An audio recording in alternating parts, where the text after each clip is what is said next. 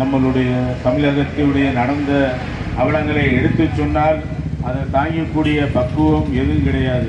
நம்மளுடைய ஆட்சியில் எத்தனையோ போராட்டத்துக்கு நம்ம அனுமதி வழங்கியிருக்கின்றோம். அதெல்லாம் மனதில் வைத்து நம்மளுடைய ஆட்சி வந்தால்தான் மக்கள் நிம்மதியாக இருக்க முடியும்.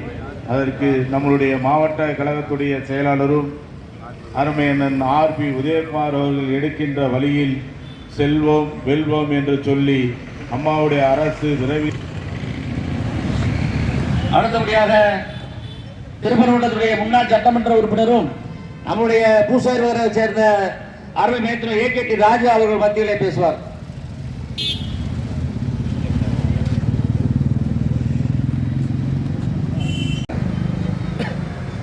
நம்முடைய இதய தெய்வம் புரட்சி தலைவி அம்மா இருவரும் புரட்சி தலைவர் வருகை புரிந்து இங்கே யார் எந்த சார் என்ற விளக்கத்தை சட்டமன்றத்திலே திமுகவினுடைய அமைச்சருக்கும் முதலமைச்சருக்கும் திமுக சட்டமன்ற உறுப்பினர்களுக்கும் எப்பொழுதும் சிம்ம சொப்பனமாக விளங்கக்கூடிய வெற்றியை பறித்திடுவோம், ஆட்சி அமைத்திடுவோம் என்று சொல்லி இந்த நல்லதொரு வாய்ப்புக்கு நன்றி பாராட்டி அமர்கிறேன். நன்றி.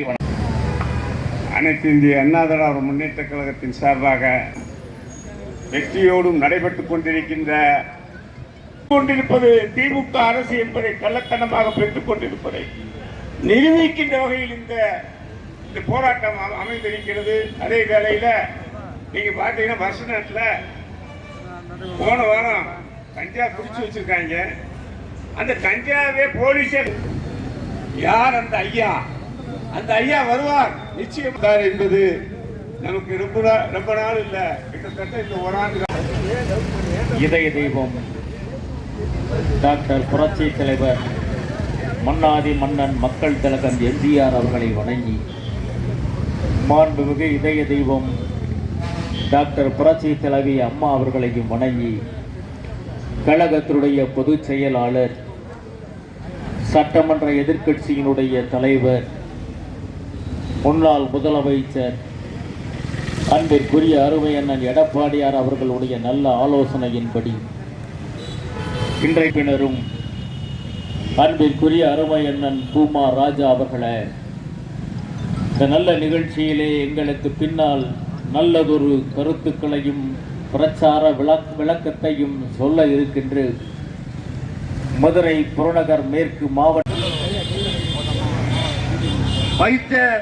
பசிச்ச வகுத்துக்கு உணவருந்தி கொண்டிருக்கின்ற, அதாவது வருடம் பூரா கொரோனா காலத்திலும் சரி, எப்பொழுது யாரு பச்சால் ஏழைகளுக்கு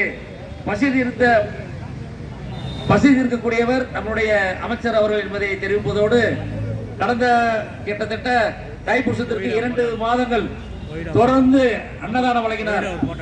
இப்போ நேற்று துவங்கியவர் எப்படி 25 நாள் 30 நாளில் தொடர்ந்து அன்னதானம் வழங்குவார். அதுபோன்று அன்னதான புறவா இருக்கின்ற நம்முடைய அமைச்சர் அவர்கள் இப்பொழுது உங்கள் மத்தியிலே விளக்கத்தை தெரிவித்துக் கொண்டு, அனைத்து டூ வீலர்களிலும் ஸ்டிக்கர் ஒட்ட இருக்கின்றார்கள் என்பதை தெரிவித்துக் கொண்டு அருமை சார் அவர்கள் பேசுவார்கள்.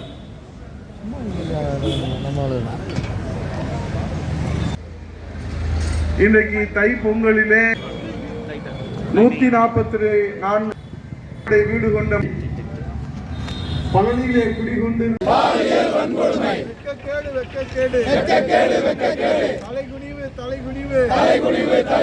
தமிழ்நாட்டுக்கே தலைகுனிவு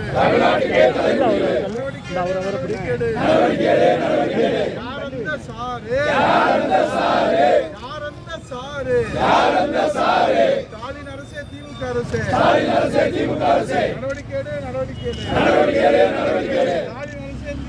ஸ்டாலின் அரசே திமுக அரசே நடவடிக்கை யார் அந்த சாரே